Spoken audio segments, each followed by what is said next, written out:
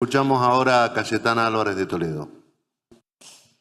Bueno, muy buenos días a todos. Yo también quiero mucho y admiro mucho a Gerardo, pero no siempre le hago caso. Entonces hoy voy a hablar un poco más de 10 minutos, se va a enfadar, pero me lo va a perdonar como hace siempre.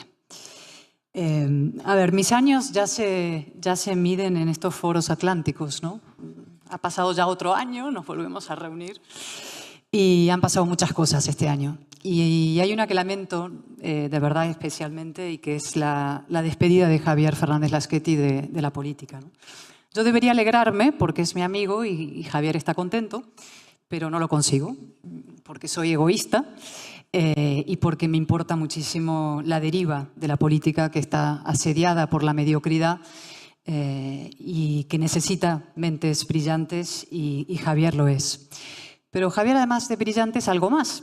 Es eso que se llama una rara avis, ¿no? Yo lo he comentado muchísimas veces y quiero hacerlo hoy una vez más, que es que una de las características más arraigadas y asombrosas de la derecha, no solo en España, sino en cualquier sitio, es que casi siempre pretende ganar las elecciones a pesar de sus ideas, en vez de gracias a ellas, y que muchas veces acaba perdiendo la batalla cultural por pura incomparecencia, ¿no? Por lo general, tendemos a creer, además, que los ciudadanos son meras máquinas materialistas a los que únicamente les importa el bolsillo. Y no es verdad, los seres humanos tienen ideas, ideales, ambiciones, somos animales morales. Y en general, las derechas también nos empeñamos en distinguir las ideas de la gestión, como si la buena gestión no fueran buenas ideas encarnadas y como si las ideas de la libertad, que son las nuestras, no fueran precisamente las que han generado prosperidad, progreso a lo largo de los siglos. Y Javier, en cambio, no piensa nada de esto.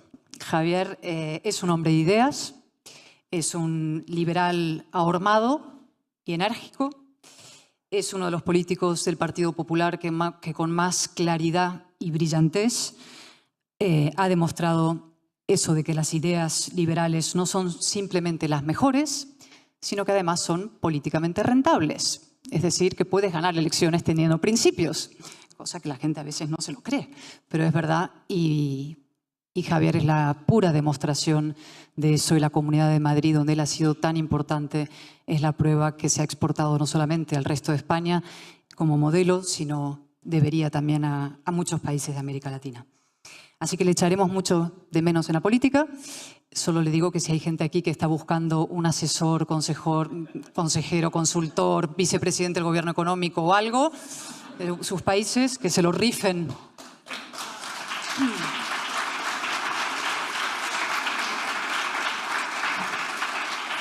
También quiero decir que es un honor muy grande participar en este foro con tantos referentes de la gran política, 3 expresidentes del gobierno, un candidato electo, Mario Vargas Llosa, que es mi máxima debilidad y mi fortaleza. Es decir, él es no solamente el mejor escritor en lengua española vivo, premio Nobel, también debería serlo premio Nobel de la democracia y la libertad si existiera, pero es además un amigo y un referente para todos nosotros. Y quiero felicitarle a él y a Álvaro y a Gerardo, no solamente por mantener vivo este foro, sino por hacer eso que es tan importante, que yo llevo repitiendo y pidiendo desde hace tanto, que es reagrupar a los jóvenes políticos en activos, los cuales aquí hay un referente importantísimo, que es Leopoldo López, y hay tantos otros. Es decir, la razón necesita representación. Aprendamos de la izquierda lo que la izquierda hace bien, son pocas cosas, pero hay una que sí hace bien, que es organizarse, articularse y financiarse. Nosotros no podemos ser el ejército de Pancho Villa, necesitamos organización y eso lo está haciendo la FIL con el presidente Piñera, el presidente Macri, a través de un nuevo organismo impulsor de todo esto que se llama Democracia y Libertad. Pero sobre todo confieso, y por eso me estoy alargando, perdón, que me hace una ilusión muy especial compartir, aunque sea de forma virtual, este foro hoy, y vamos a tener el placer de escucharlas ahora, a 2 mujeres verdaderamente formidables, a las que quiero y admiro profundamente, que son Patricia Bullrich y María Corina Machado. Yo podría dedicar lo largo de mi intervención a glosar las virtudes de las dos. Las conozco hace muchos años, he seguido de cerca su lucha durísima por la libertad, he sido testigo de su coraje, son inasequibles al desaliento y son inasequibles al victimismo. y esto lo digo porque está muy de moda recurrir a nuestros atributos identitarios para sortear las exigencias a veces del mérito. Y ellas nunca han utilizado su condición de mujer para hacer política, como no lo ha hecho tampoco Isabel Ayuso, y simplemente llegan donde llegan con su inteligencia, su fortaleza, su talento y su valentía. Y van a llegar muy lejos. Yo tengo grandes esperanzas puestas en Patricia, lo que ella pueda hacer por nuestro país, por Argentina. Frente a la disyuntiva perversa que plantea la izquierda de sumisión o conflicto, ella dice, pues oiga, conflicto, eso es lo que hay, la sumisión es mucho peor. Y en el caso de María Corina quiero decir que no solamente es un referente moral, que eso es evidente, es valiente hasta límites difíciles de imitar, sino que también es una alternativa política para Venezuela. Una alternativa no soñada, no utópica, una alternativa viable y que va a conseguir algo que todos queremos, que es que los venezolanos que estáis aquí, muchísimos en España, podáis volver a casa. Y eso es muy importante, poder volver a casa, poder volver del exilio. Yo creo, y lo digo sinceramente, que va a ser la próxima presidenta de Venezuela. Y yo estaré muy orgullosa de haber defendido su causa y haberla apoyado en esta tarea tan difícil y tan necesaria desde el primer minuto. Y ahora sí a la cuestión, que diría Gerardo como presidente del Parlamento. Me han pedido, me habéis invitado para que hable de España, ¿no? Y voy a empezar por contarles una breve historia, mi historia, que puede servir como, en fin, yo creo que metáfora de muchas otras, ¿no?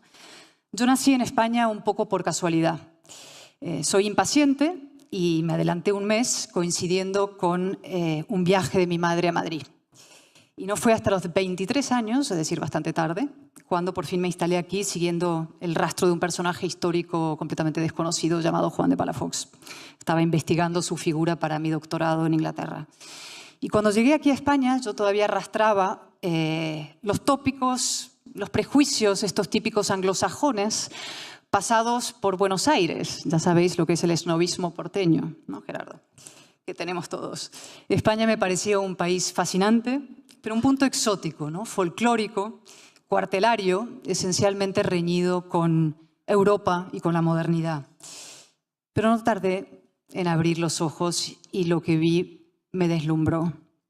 España, una joven democracia, en tantos sentidos ejemplar, que había hecho una transición modélica, que había dado una lección conmovedora de madurez y de voluntad de reconciliación, que estaba haciendo un esfuerzo impresionante para modernizarse de forma económica y social, y que, sin embargo, se veía sometida a una brutal prueba de vida. Cada viernes, en esos años, ETA mataba a un concejal y dejaba su cadáver sobre la mesa del Consejo de Ministros del Gobierno del Partido Popular. Golpe a golpe, bomba a bomba, ETA iba asesinando a periodistas, a políticos y a jóvenes policías y guardias civiles.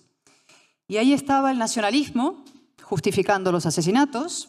Había un líder del Partido Nacionalista Vasco, Javier Arzayus, que tiene una frase que refleja exactamente la catadura moral del PNV. Decía, son unos hijos de puta, pero son nuestros hijos de puta. Y ahí estaban también las presiones de un sector de la izquierda al gobierno del PP para que cediera. Decían, dialoguen, dialoguen, clamaba, ¿no? Gemma Nierga en aquella manifestación famosa tras el asesinato de Ernest Lluch. Y todo eso a mí me impresionó profundamente. Y entonces llegó Rodríguez Zapatero. Ha recordado su figura y quién es Javier. Y empezó a negociar con ETA. Y luego promovió una reforma del Estatuto de Cataluña que liquidaba la Constitución. Y luego firmó el llamado Pacto del Tinel para echar al PP, es decir, a la mitad de España, del tablero político. Y yo me rebelé, como pude, claro, revolucionaria no soy. Decidí hacerme española y decidí hacerme del PP. Yo soy española por elección. Yo desmiento esa vieja falacia de que español es aquel que no puede ser otra cosa. Porque España es una arquitectura solidaria que ha durado siglos. España es una empecinada voluntad de vivir juntos los distintos, como dijimos una vez en un acto de Libres e Iguales. España, la España del 78, en la que tenemos el placer de vivir, es el optimismo de la reconciliación y de la libertad. Tiene un valor moral y estamos obligadas a preservarla, contra el separatismo, contra el cainismo y contra el sanchismo, que son una y la misma cosa. Y ahora voy a hablar del sanchismo para explicar exactamente en qué consiste, porque hay una cierta confusión circulando, ¿no? El sanchismo no es solo una forma vulgar de hacer política, es decir, la chulería, la mentira y el oportunismo, ¿no? Esos andares de galán de tranvía. El sanchismo es un proyecto de poder a largo plazo y su objetivo esencial es la liquidación de la España constitucional pactada en el año 78. El indulto de los líderes del 1 de octubre, la derogación del delito de sedición, la rebaja del delito de malversación, el blanqueamiento de Bildu, el asalto a la justicia, la colonización de las instituciones, la ley de memoria antidemocrática, la agitación del guerra-civilismo, la reivindicación de la Segunda República como una etapa luminosa, la expulsión de la Guardia Civil del País Vasco, Navarra y donde sea, los ataques directos o civilinos a la corona, la demonización de la oposición. Todo eso forma parte de un plan para sustituir, insisto, el orden constitucional por un caos en el que Sánchez mande, él le gustaría reinar, pero bueno, mande por descarte. Lo que preside este señor no es un gobierno en sentido estricto, sino un proceso de ruptura. Y ese proceso sigue, de momento, en marcha. Y aquí me gustaría explicar un par de cosas sobre Bildu. Yo sé que esto al PSOE no le gusta, que hablemos de Bildu, a Sánchez menos, pero hay que hablar de Bildu, porque la memoria es corta y la desvergüenza socialista a veces larga. Vale. Bien, Bildu es legal porque en un momento dado el PSOE y los tribunales, esto hay que decirlo, decidieron reabrirle la puerta de las instituciones a cambio de que dejaran las bombas. Esa fue la estrategia de Zapatero. Una estrategia que no era de derrota de ETA, como dice él ahora campanudo, sino de negociación con ETA. Le dijo, tú deja de matar, que yo te dejo mandar. Y ETA acepta la transacción, porque está presionada, es verdad, por las fuerzas y cuerpos de seguridad heroicas, pero también porque le conviene. Es decir, su objetivo nunca fue matar por matar, sino matar para mandar. Y lo va consiguiendo. Si de Pedro Sánchez depende, Arnaldo Otegi, secuestrador, condenado por terrorismo, etc., será el endacari del País Vasco y a partir de ahí impulsará sus delirios, anexión de Navarra, implosión identitaria del territorio. Segundo punto, la legitimidad de Bildu.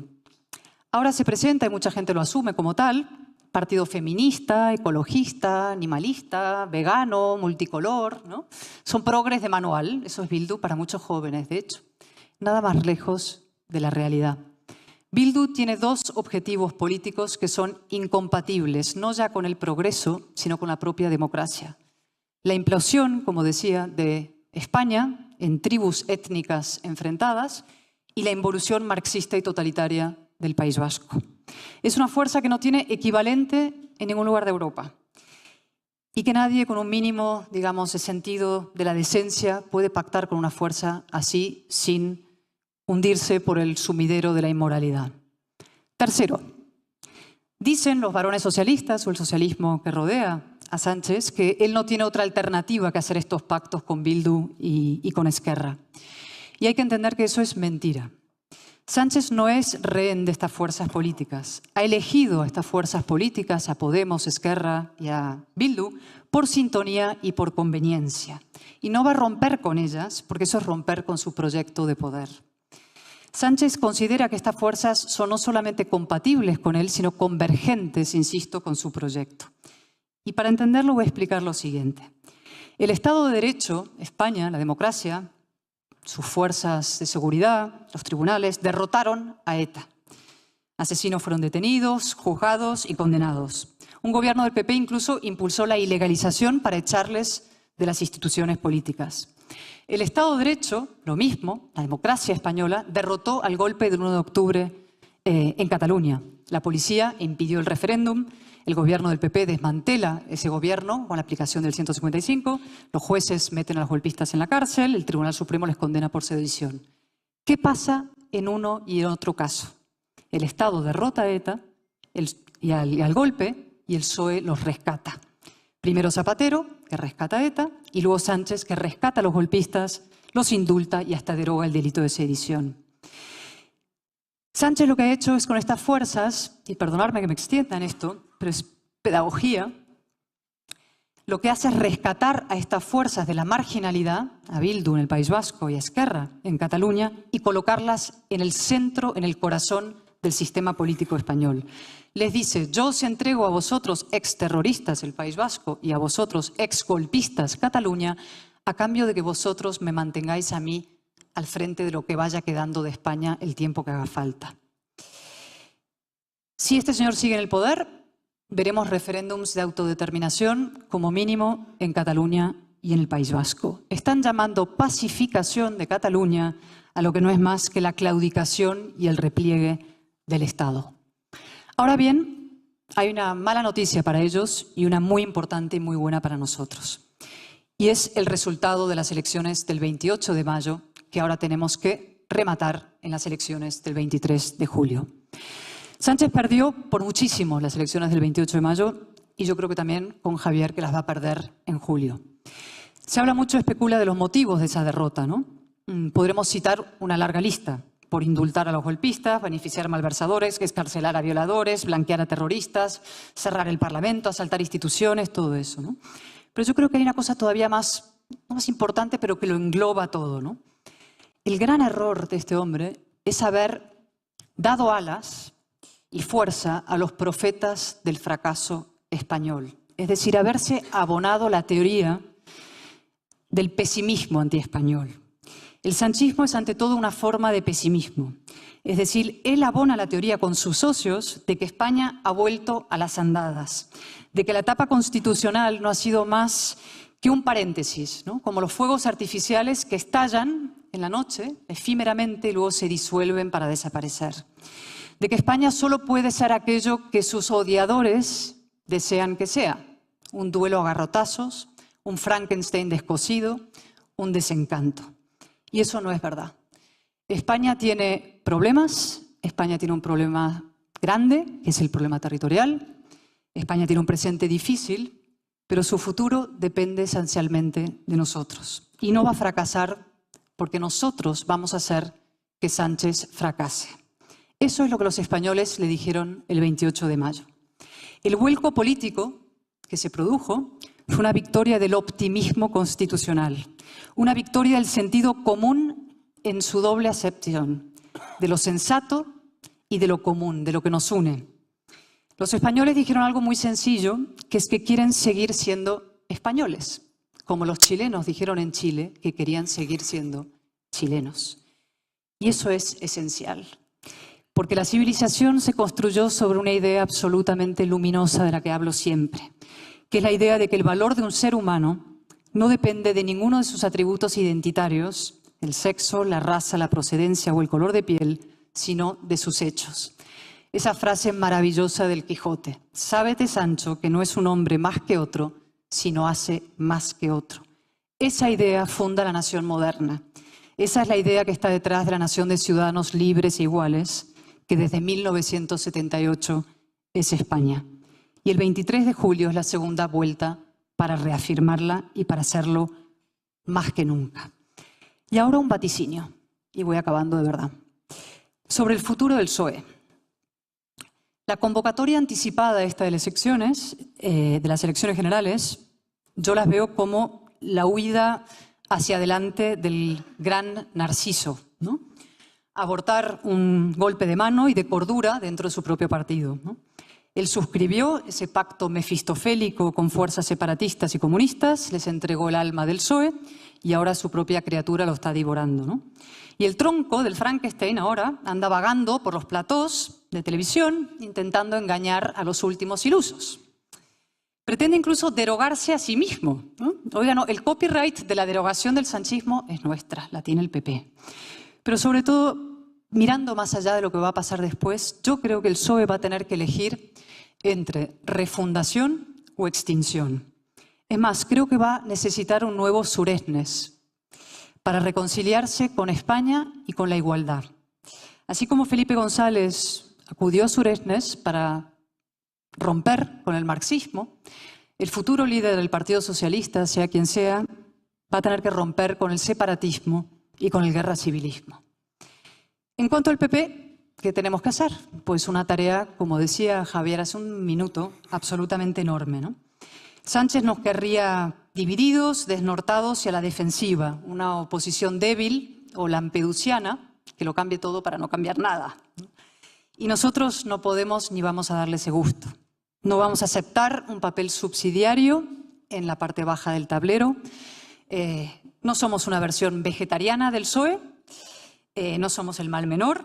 Nosotros no somos simplemente mejores gestores económicos, que por supuesto, que la izquierda, sino que somos y debemos ser una verdadera alternativa, un proyecto de defensa y reafirmación de España y la libertad. Y los españoles tienen que saberlo, tenemos que pedirles ese mandato, entre otras cosas porque nos lo exigen. Hay una mayoría española deseando ser liderada, harta de esta izquierda sombría, que además es malhumorada, siempre están con el dedito levantado, ¿no?, riñendo a la gente, el ceño fruncido, ¿no?, deprimida y deprimente. Y nosotros tenemos que liderar, insisto, a esa mayoría optimista.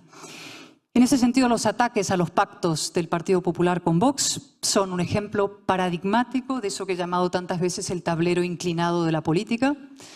Si la izquierda se arroga el papel superior del tablero, nosotros nos deja abajo, ellos pueden pactar con filoterroristas, comunistas, separatistas y nosotros no con Vox. Eso no debe, digamos, ocuparnos ni medio minuto de nuestro tiempo. Nosotros sí podemos pactar para defender el orden constitucional y no hacer lo que hacen ellos, que es para disolverlo, desmontarlo, ¿no? Y tenemos que iniciar un camino, como decía Javier, de profundas y grandísimas reformas. Algunas de ellas de pura derogación, derogar la ley de memoria histórica, por ejemplo, que no es una mera maniobra de distracción, sino la raíz ideológica de ese proyecto de ruptura, derogar todas las cesiones de Sánchez a sus socios, pero también hacer muchas otras cosas, entre otras ley de educación para promover la excelencia, el mérito, el esfuerzo, despolitizar las instituciones para que la justicia sea realmente independiente, hacer que funcione el Parlamento, tantas cosas y una importantísima que es con la que voy a acabar. Nosotros tenemos que volver a América Latina, de la que jamás debimos irnos. Tenemos que iniciar un vuelco por la libertad aquí y allí. La victoria del PP en las elecciones del 23 de julio tiene que servir, insisto, para propiciar un cambio político en toda Iberoamérica. No olvidando a Venezuela, a Nicaragua, a Cuba. A veces incluso ya no se habla de Cuba en muchos de los encuentros, o de Nicaragua, se olvida, empieza a pasar a veces con Venezuela, nos olvidamos de lo que pasa ahí. Pero también propiciar cambios en Chile, en Argentina, que está a la vuelta de la esquina, en México, en Perú, en Colombia, en tantos sitios. Un vuelco a favor de la democracia, el Estado de Derecho, la apertura económica, la seguridad jurídica, como explicaba Javier, y también en contra del pesimismo. Así como vamos a derrotar a los profetas del fracaso español aquí, tenemos que derrotar a los protagonistas y profetas de la resignación y del fracaso latinoamericano. Tenemos que desmentir que América Latina esté condenada al populismo, al autoritarismo, al caudillismo y a la inestabilidad. Esa idea de América Latina como el eterno adolescente, incapaz de asumir sus responsabilidades, incapaz de madurar. Eso también es falso. La falacia que promueve la izquierda para mantener a nuestros compatriotas bajo una tutela permanente. América Latina y España, es decir, Iberoamérica, pueden y deben ser, insisto, reafirmación, incluso protagonistas de una vuelta del orden liberal, de una potenciación, fortalecimiento del orden liberal. Y depende, como siempre, de nosotros. Reivindiquemos, por tanto, las ideas de la libertad. Demos con valentía la batalla cultural, defendamos sin miedo nuestras instituciones, separación de poderes, los parlamentos, a las fuerzas y cuerpos de seguridad. Evitemos la antipolítica, que como digo siempre es el atajo de los mediocres. Digamos la verdad a los ciudadanos, porque merecen que les tratemos como adultos. Hagamos todas las reformas necesarias, por más difíciles que sean. Reafirmemos ese optimismo liberal.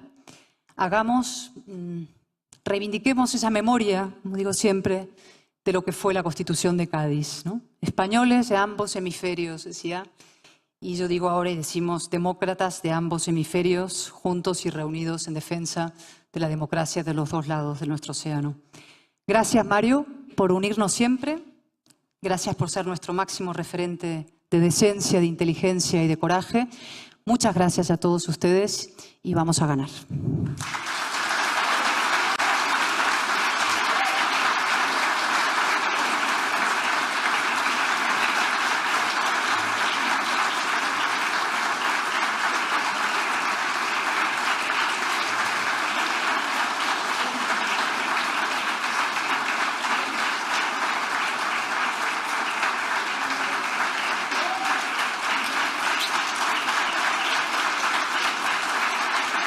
gracias.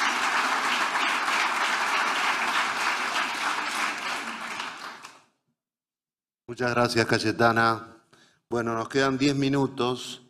Me gustaría hacerles una pregunta a ambos. Creo que ya está conectada Patricia Bullrich. Luego se va a conectar también María Corina Machado. Ojalá, como dice el presidente Macri, que luego va a estar también dialogando con nosotros, Argentina, que es donde empezó el populismo, por lo menos en su versión moderna, también ayude a sepultarlo ahora, ¿no? Aquí, Javier, vos usaste mucho el ejemplo del peronismo durante la campaña, ¿no? Pero la pregunta tiene que ver con esto, todas las encuestas que uno puede ver hoy dan al PP como primera minoría, pero desde luego sin alcanzar una mayoría propia, como fue el caso de la primera legislatura de Rajoy y de la segunda Aznar, que ambos gobernaron con mayoría propia.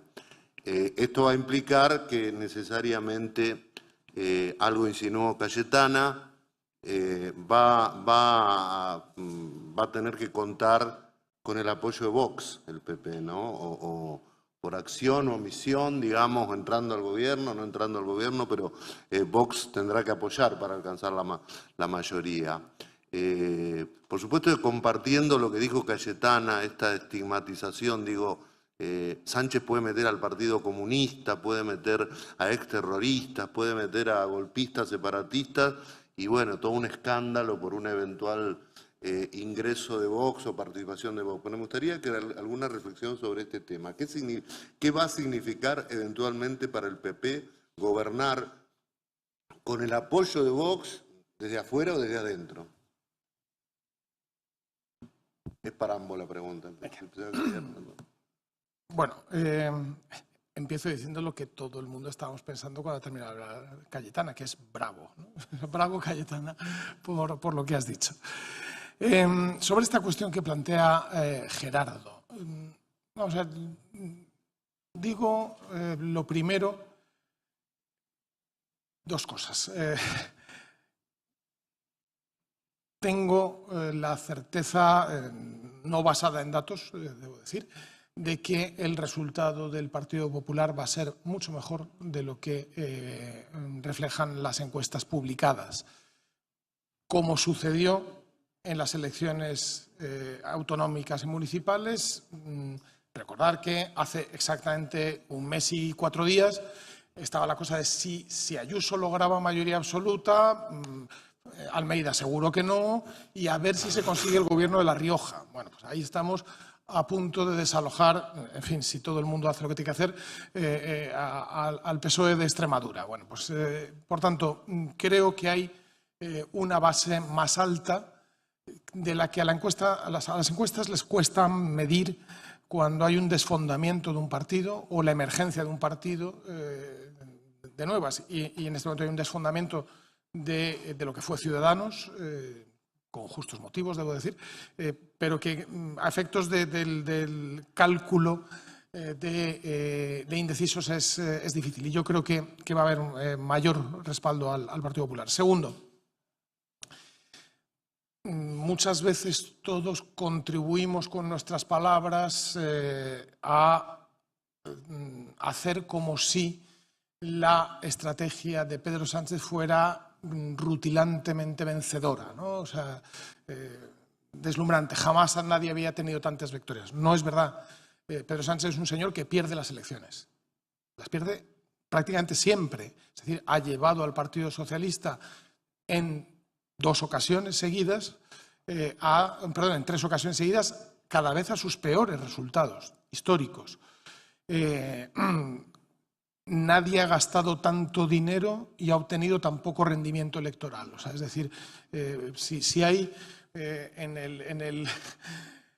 el panteón peronista hay un altar al peronismo con resultados, ahí estarán pues los Kirchner y compañía, ¿no? Si hay una especie de rincón para los fallidos experimentos de peronismo que no conduce a la ocupación irrestricta del poder, ese es Pedro Sánchez. Dicho todo eso, yo creo que el Partido Popular lo que tiene que hacer ya lo ha visto, ya lo sabe. le ha funcionado muy bien, particularmente aquí en Madrid, pero no solamente aquí en Madrid, en estas elecciones, le pasó también en las elecciones andaluzas de hace un año, es hablar de nuestras ideas, sostener las propuestas de nuestras ideas y defenderlas con tanta pasión, con tanta convicción, con tantos argumentos, con tantos elementos de convicción como podemos ser capaces, como ha demostrado el PP que es capaz muchas veces, y la última, eso, hace un mes, y con eso seguramente conseguirá que haya muchas personas que hace 2 años, 4 años, 6 años, 8 años, llegaron desgraciadamente a la conclusión de que el Partido Popular ya no estaba representando sus ideales y sus convicciones y sus deseos, llegué a la conclusión de que el Partido Popular ha vuelto a ser la representación política de sus ideales, de sus deseos y de sus anhelos. Y creo que esa será la mejor manera de conseguir un muy buen resultado, de una manera que no te condene a durante la campaña, el día de las elecciones, la noche de las elecciones y al día siguiente definir tu posición en relación con Vox, porque no tiene sentido y no conduce a nada más que a perder el tiempo. Y se ha visto la semana que la campaña, desgraciadamente, ha girado en torno a la relación entre el Partido Popular y Vox.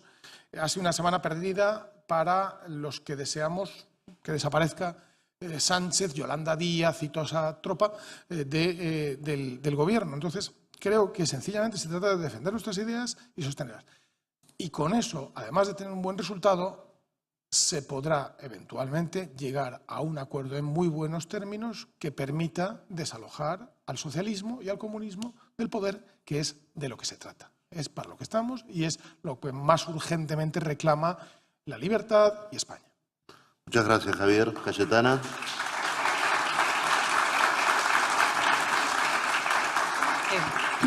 A ver, un par de cosas rápidas, ahora sí. Primero, yo tengo muchas diferencias con Vox, las he explicitado sin ningún problema, esenciales. Ellos tienen una visión orgánica de la nación, esencialista de la nación, es decir, nacionalista de la nación, y a mí el nacionalismo no me gusta. Yo defiendo una nación cívica, no étnica, no etnicista. En segundo lugar, ellos tienen una moral muy conservadora, yo soy una liberal. Sí, son diferencias aparte de sus alianzas europeas, etc. Ahora, si yo me centro simplemente a ver lo que me distingue, distancia y diferencia de Vox, el mal mayor va a triunfar. La izquierda juega al divide y vencerás. Entonces yo veo lo que tengo en común con Vox, que son cosas importantes como la defensa de la institucionalidad, de la defensa de España, la defensa de la ley, etc. Y es mi socio inevitable ante un mal mayor llamado Pedro Sánchez. Creo que eso está claro. En segundo lugar, el otro día escuchaba la cadena SER por la noche, me divertía mucho, debo decir. Todos, que viene Vox, que viene Vox. Y yo decía, que sigan diciendo que viene Vox, porque cuanto más lo digan, más gente más o menos razonable, progresistas, ilustrados, centro-izquierda que no se ha ido por la deriva demencial de Sánchez identitaria, votará al PP para evitarlo. Con lo cual que sigan diciéndolo, que viene Vox. Entonces gente va a ir a votar al PP para evitar que venga Vox. Hagan ustedes la estrategia que quieran. Siempre y cuando nosotros no caigamos en el error de enredarnos en nuestros propios problemas, ¿no? Que eso es lo que yo decía al principio, que lecciones de esta gente ni la más, ni una, ¿no? Y por último, yo confío en mis políticas y en mis liderazgos, es decir, en nuestras políticas y en nuestros líderes. Ejemplo es Ayuso. Ayuso tuvo que pactar, tuvo que transar, tuvo que llegar a acuerdos con. Y eso le perjudicó. Acabó ganando. Vox en un momento dado cometió el gravísimo error de no apoyar los presupuestos, Vox cometió otros errores y con el liderazgo de Ayuso, con las ideas claras, con su proyecto, con sus ideas, sin ceder, aceptando que hay que a veces llegar a acuerdos, pero tus principios no cedes a ellos, ha obtenido una mayoría absolutamente deslumbrante. Es decir, si no tenemos miedo a la izquierda, ¿cómo le vamos a tener miedo a Vox? Y a partir de ahí, trabajar, como decía Javier, con nuestro programa, nuestro proyecto para España. Muchísimas gracias a ambos. Creo que ha sido realmente un panel de lujo. Les agradecemos y vamos ahora...